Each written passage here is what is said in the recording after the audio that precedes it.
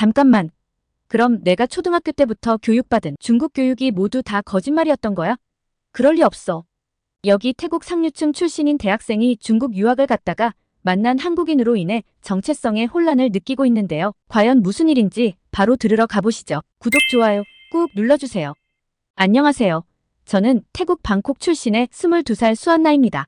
중국 베이징 대학교 국제관계학과에 입학해 새로운 생활을 시작하고 있어요. 제가 어떻게 이곳까지 오게 되었는지, 그리고 제 첫 대학 생활은 어떤지 들려드릴게요. 어릴 때부터 저는 중국 문화에 푹 빠져 있었답니다. 집에서 중국 드라마를 보며 자랐고 중국어 공부도 열심히 했어요. 부모님께서는 제가 중국어를 배우는 것을 매우 기뻐하셨죠. 수안나, 중국어는 우리나라의 미래야. 열심히 배워두면 나중에 큰 도움이 될 거야. 라고 항상 말씀하셨어요. 태국과 중국은 오래전부터 우호적인 관계를 유지해왔습니다. 학교에서도 중국의 역사와 문화에 대해 많이 배웠어요. 선생님들은 항상 중국의 발전상을 예로 들며 우리도 그렇게 될 수 있다고 가르쳤죠. 그래서 자연스럽게 중국에 대한 동경심이 생겼던 것 같아요. 고등학교 때는 중국어 경연대회에 나가 상을 받기도 했답니다. 그때 중국 대사관에서 오신 분이 저에게 넌 반드시 중국에서 공부해야 해라고 말씀하셨어요. 그 말씀이 제 마음에 깊이 새겨졌죠. 대학 진학을 고민할 때 저는 주저없이 중국 유학을 선택했어요. 부모님도 제 결정을 전적으로 지지해 주셨습니다. 중국에서 배운 것들이 나중에 태국의 발전에도 도움이 될 거야 라고 말씀하셨죠. 그렇게 저는 세계 최고의 베이징 대학교 국제관계학과에 지원했고 다행히 합격할 수 있었어요. 베이징에 도착한 첫날, 저는 정말 흥분되었답니다. 거대한 도시의 모습, 높은 빌딩들, 그리고 활기찬 거리의 모습이 저를 압도했어요. 이곳에서 정말 멋진 경험을 하게 되겠구나라는 생각이 들었죠. 대학 캠퍼스에 들어섰을 때의 느낌은 정말 특별했어요. 오래된 건물들과 현대적인 시설이 조화롭게 어우러진 모습이 인상적이었습니다. 저는 이곳에서 공부하게 된 것이 너무나 자랑스러웠죠. 첫 수업은 국제관계 개론이었어요. 교수님께서는 세계 각국의 관계에 대해 설명해 주셨는데 특히 중국의 역할을 강조하셨답니다. 중국은 이제 세계의 중심이 되어가고 있습니다. 여러분은 이 중요한 시기에 중국에서 공부하고 있다는 것을 자랑스럽게 생각해야 합니다. 라고 말씀하셨어요. 수업이 끝난 후 저는 다른 유학생들과 이야기를 나눴습니다. 러시아, 파키스탄, 인도네시아 등 다양한 국가에서 온 친구들이 있었어요. 모두들 중국에 대한 기대가 컸고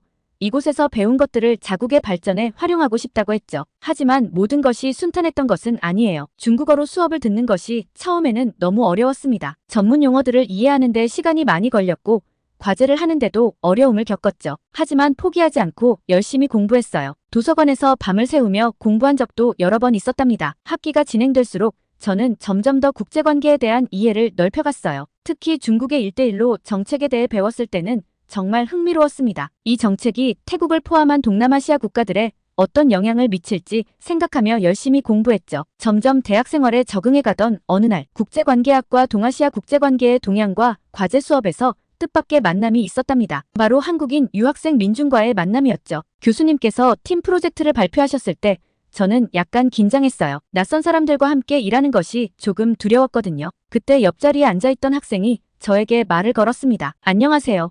저는 한국에서 온 민준이에요. 같이 팀을 하면 어떨까요? 솔직히 말씀드리면 처음에는 약간 망설였어요. 태국에서는 한국에 대해 그리 좋은 인상을 갖고 있지 않았거든요. 뉴스에서 한국의 태국인 불법 체류자 단속 이야기를 들은 적이 있어서 한국인들이 태국인을 좋아하지 않을 거라고 생각했죠. 하지만 민준의 밝은 미소와 친절한 태도에 마음이 조금 열리기 시작했어요. 우리는 동아시아의 경제 협력이라는 주제로 프로젝트를 시작했습니다. 처음 며칠은 어색했지만 점차 민준의 성실함과 창의력에 감명을 받기 시작했어요. 그는 항상 정시에 도착했고 맡은 일을 완벽하게 해내려고 노력했죠. 또한 문제가 생길 때마다 새로운 해결책을 제시하는 모습이 정말 인상적이었어요. 어느 날 도서관에서 늦게까지 프로젝트를 준비하다가 배가 고파졌어요. 시계를 보니 벌써 밤 11시가 넘어 있었죠. 민준이 갑자기 수안나, 한국 라면 먹어볼래요? 라고 물었어요. 처음에는 망설였답니다. 태국에서 먹던 라면이나 중국에서 먹던 라면과 뭐가 다르겠어?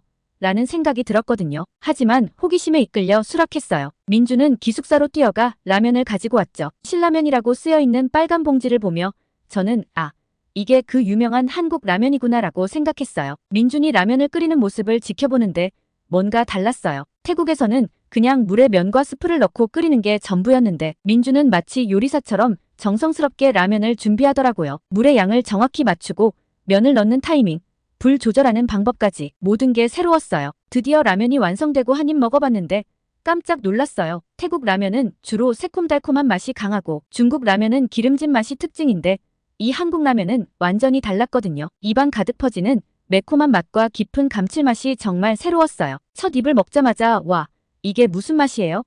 라고 물었더니 민준이 웃으며 이게 한국 라면의 맛이에요 라고 대답했죠. 매운 걸 잘 못 먹는 저였는데 이상하게도 이 매운맛은 멈출 수가 없었어요. 얼얼한 입안을 식히면서도 계속 먹게 되더라고요. 면발도 쫄깃하고 탱글탱글해서 씹는 맛도 정말 좋았습니다. 라면을 먹으면서 우리는 처음으로 정말 편하게 대화를 나눴어요. 평소에는 주로 학업 얘기만 했는데 이날은 서로의 고향 이야기, 가족 이야기, 장래 꿈 이야기까지 밤새도록 이야기꽃을 피웠죠. 그날 이후로 저는 한국 라면의 매력에 푹 빠져버렸어요. 이제는 공부할 때 스트레스 받으면 한국 라면이 생각나요. 마치 그날 밤 민준과 나눴던 따뜻한 대화를 떠올리게 하는 것 같아요. 라면 하나로 이렇게 문화의 차이를 느낄 수 있다니 정말 신기한 경험이었답니다. 민준은 제가 생각했던 것과는 전혀 다른 사람이었어요. 그는 태국 문화에 대해 굉장히 관심이 많았고 오히려 제게 태국어를 가르쳐 달라고 부탁하기도 했죠. 수안나, 태국은 정말 아름다운 나라예요. 언젠가 꼭 가보고 싶어요. 라고 말하는 민준을 보며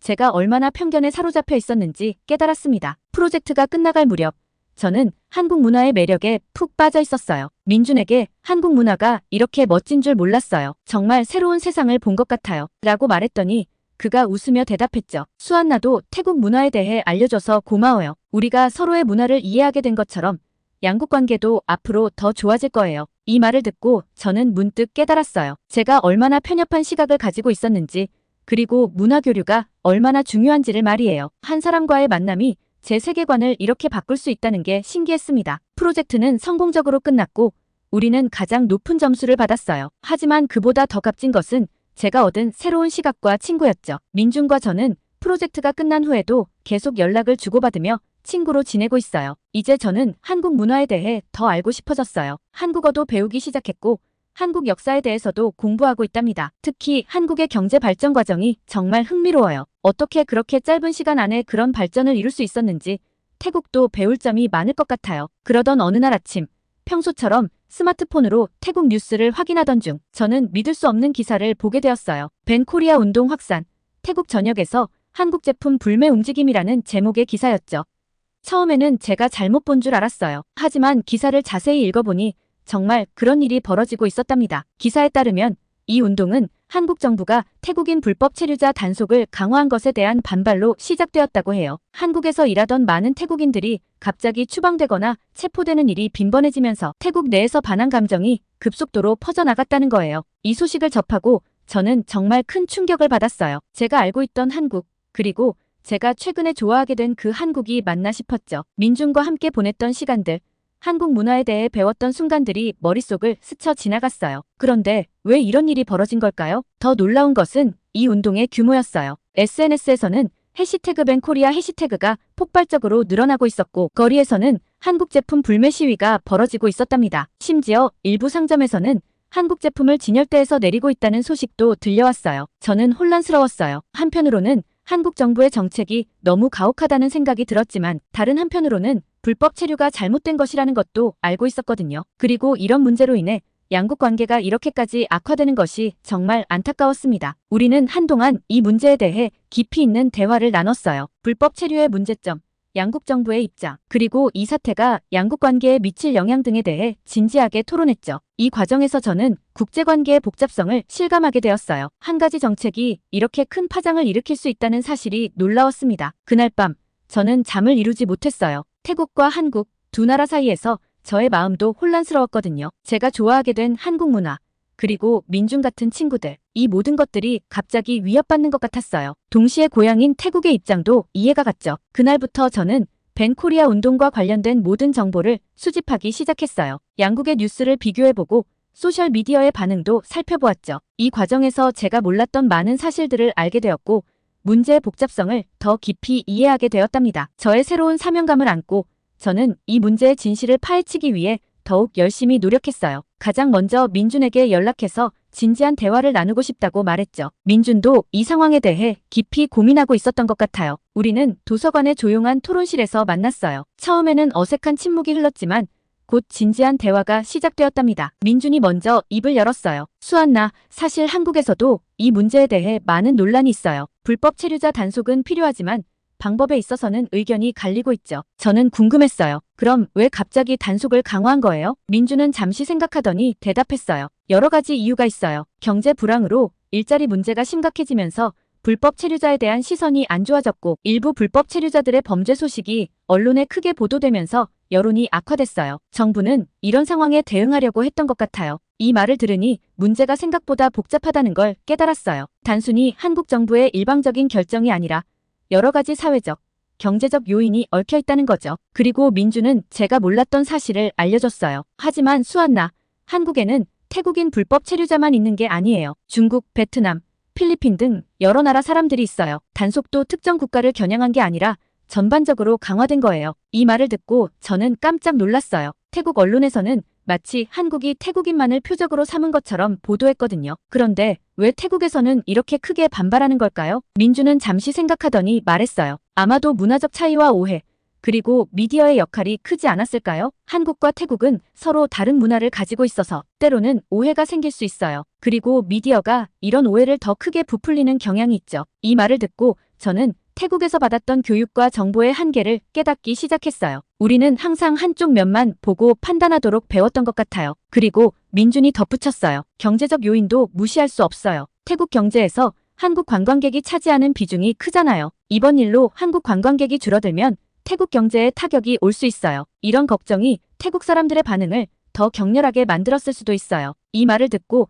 저는 문제의 또 다른 측면을 보게 되었어요. 단순히 감정의 문제가 아니라 실질적인 경제적 이해관계도 얽혀 있다는 거죠. 우리의 대화는 밤늦게까지 이어졌어요. 이야기를 나누면 나눌수록 이 문제가 얼마나 복잡하고 다층적인지 알게 되었답니다. 집으로 돌아오는 길에 저는 깊은 생각에 잠겼어요. 지금까지 제가 알고 있던 진실이 얼마나 편향되고 제한적이었는지 깨달았거든요. 태국에서 받은 교육, 미디어를 통해 접한 정보들 모두 한쪽 면만을 보여주고 있었던 거예요. 그날 밤 저는 컴퓨터 앞에 앉아 한국과 태국의 역사, 문화, 경제관계에 대해 깊이 있게 조사하기 시작했어요. 양국의 언론 보도를 비교해보고 학술 논문도 찾아 읽었죠. 이 과정에서 저는 놀라운 사실들을 많이 발견했어요. 예를 들어 한국과 태국은 오랜 우호관계를 가지고 있었다는 거예요. 6.25 전쟁 때 태국이 한국을 도왔다는 사실.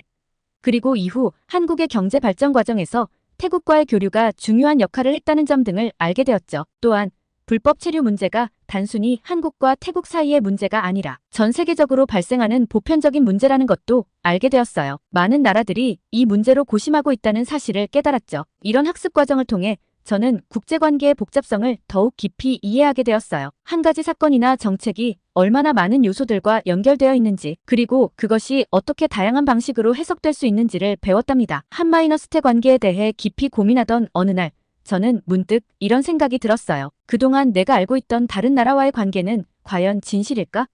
이 의문은 마치 도미노처럼 저의 다른 인식들을 무너뜨리기 시작했죠. 특히 중국과 태국의 관계에 대해 의문이 생겼어요. 어릴 때부터 우리는 중국은 태국의 영원한 친구라는 말을 귀에 딱지가 않도록 들어왔거든요. 하지만 이제 와서 생각해보니 그게 정말 사실일까요? 이 의문을 안고 저는 도서관으로 향했어요. 중국과 태국의 역사적 관계에 대한 책들을 찾아 읽기 시작했죠. 그런데 놀랍게도 제가 알고 있던 것과는 많이 다른 내용들이 있었어요. 예를 들어 1940년대 태국이 일본과 동맹을 맺었을 때 중국과 적대 관계에 있었다는 사실을 알게 되었어요. 또한 냉전 시기에 태국이 미국 편에 서면서 중국과 갈등이 있었다는 것도 처음 알았죠. 이런 내용들은 학교에서 전혀 배우지 않았던 거예요. 더 충격적인 사실도 있었어요. 최근 중국의 1대1로 정책이 태국에 미치는 영향에 대한 논문을 읽었는데 이 정책이 태국의 주권을 위협할 수 있다는 분석이 있더라고요. 환경 파괴, 부채 함정 등의 문제도 제기되고 있었죠. 이런 정보들을 접하면서 저는 큰 충격에 빠졌어요. 그동안 제가 얼마나 편향된 교육을 받아왔는지 깨닫게 된 거죠. 마치 베일이 벗겨지는 것 같았어요. 하루는 중국 유학 동기인 리밍과 이야기를 나누다가 티베트 문제가 나왔어요. 리밍은 티베트는 중국의 일부라고 단호하게 말했죠. 그 순간 저는 이상한 기분이 들었어요. 과연 그럴까? 티베트 사람들은 뭐라고 생각할까? 이 사건을 계기로 저는 티베트에 대해 더 자세히 알아보기 시작했어요. 달라이 라마의 망명, 티베트의 독립운동 등 제가 전혀 몰랐던 이야기들을 알게 되었죠. 중국의 일방적인 주장만 들어왔던 제게는 정말 충격적인 발견이었어요. 이런 경험들이 쌓이면서 저는 제 정체성에 대해 깊이 고민하게 되었어요. 그동안 저는 제 자신을 친중국적 태국인이라고 생각해왔거든요. 하지만 이제는 그게 과연 옳은 정체성일까 하는 의문이 들기 시작했죠. 어느 날 밤, 저는 거울 앞에 서서 제 자신에게 물었어요. 나는 누구지? 내가 믿고 있는 것들은 과연 진실일까? 이 질문들에 대한 답을 찾는 과정은 쉽지 않았지만 동시에 매우 흥미로웠어요. 저는 제 가치관을 하나하나 점검해보기 시작했어요. 예를 들어, 그동안 저는 국가의 이익을 위해서라면 개인의 자유가 어느 정도 제한될 수 있다고 생각해왔어요. 하지만 이제는 과연 그게 옳은 생각일까 하는 의문이 들더라고요. 또한 언론의 자유에 대해서도 새롭게 생각하게 되었어요. 태국이나 중국에서는 국가 안보를 위해 언론을 통제하는 것이 당연하다고 배웠지만 이제는 그것이 과연 정당한지 의문이 들기 시작했죠. 이런 고민 속에서 저는 점점 더 객관적이고 균형 잡힌 시각의 중요성을 깨닫게 되었어요. 어떤 주장이든 무조건 받아들이지 않고 항상 왜? 라고 물어보는 습관을 들이기 시작했죠. 특히 중국과 관련된 정보를 접할 때면 더욱 신중해졌어요. 예를 들어 남중국해 영유권 분쟁에 대해 알아보면서 저는 중국의 주장뿐만 아니라 다른 국가들의 입장도 함께 살펴보았죠. 이렇게 다각도로 문제를 바라보니 상황의 복잡성을 더 잘 이해할 수 있었어요. 이 과정에서 저는 제 자신의 편견과 고정관념을 마주하게 되었어요. 때로는 불편한 진실과 마주칠 때도 있었죠. 하지만 이런 경험들이 오히려 제 시야를 넓혀주고 더 성숙한 사고를 할 수 있게 해주었다고 생각해요. 이런 가치관의 변화는 쉽지 않은 과정이었어요. 때로는 혼란스럽고 고통스럽기도 했죠. 하지만 이 과정을 통해 저는 더 단단하고 균형 잡힌 사람으로 성장할 수 있었다고 생각해요. 가치관의 변화를 겪은 후 저는 더 이상 수동적인 관찰자로 머물러 있을 수 없다고 느꼈어요. 한-스테 관계 개선을 위해 제가 할 수 있는 일을 찾아 나서기로 결심했죠. 가장 먼저 저는 대학 내에 한국-태국 문화 교류 클럽을 만들었어요. 처음에는 몇몇 친구들과 함께 시작했지만 점차 많은 학생들이 관심을 보이기 시작했답니다. 우리는 정기적으로 모여 양국의 영화를 감상하고 음식을 만들어 먹으며 서로의 문화에 대해 이야기를 나눴어요. SNS도 적극 활용했어요. 인스타그램과 페이스북에 태국과 한국 사이라는 페이지를 만들어 양국의 문화와 현실에 대한 객관적인 정보를 공유하기 시작했죠. 예를 들어 한국의 배달 문화나 태국의 송크란 축제에 대해 소개하면서 동시에 그 이면에 있는 사회적 이슈들도 함께 다뤘어요. 처음에는 반응이 미미했지만 점차 팔로워가 늘어나기 시작했고 활발한 토론의 장이 되어갔어요. 물론 쉽지만은 않았어요. 때로는 제 노력을 의심하는 사람들도 있었고 양국 관계의 복잡한 현실에 좌절할 때도 있었죠. 하지만 조금씩 변화가 일어나는 것을 보며 힘을 얻었어요. 클럽 활동을 통해 한국에 관심을 갖게 된 태국 친구들, SNS를 통해 태국에 대한 오해를 풀게 되었다는 한국 팔로워들, 이런 작은 변화들이 제게는 큰 희망이 되었답니다. 이렇게 저의 여정을 거치면서 저는 한태관계 개선의 중요성과 문화 교류의 가치를 깊이 깨닫게 되었어요. 그래서 저의 이야기를 더 많은 사람들과 나누고 싶어 한국의 유튜브 채널에 사연을 보내게 되었답니다. 제 경험이 양국 관계 개선에 작은 도움이라도 될 수 있기를 바라며 이 사연을 썼어요. 앞으로도 저는 국제관계 전문가를 꿈꾸며 세계 평화에 기여하고 싶어요. 우리 모두가 서로를 이해하고 존중하는 그날까지 저의 노력은 계속될 거예요. 오늘의 사연은 여기까지인데요. 베이징에서 한국 유학생을 만나 한국에 대한 인식 변화뿐만 아니라 중국에 대해 교육받았던 내용도 객관적으로 깨달은 내용을 바탕으로 국제관계에 대해 열심히 활동하는 대학생 수한나 씨가 앞으로 어떤 활동들을 더 하면 좋을지 많은 댓글 남겨주세요. 구독과 좋아요 감사드리며 다음 영상으로 찾아뵙겠습니다.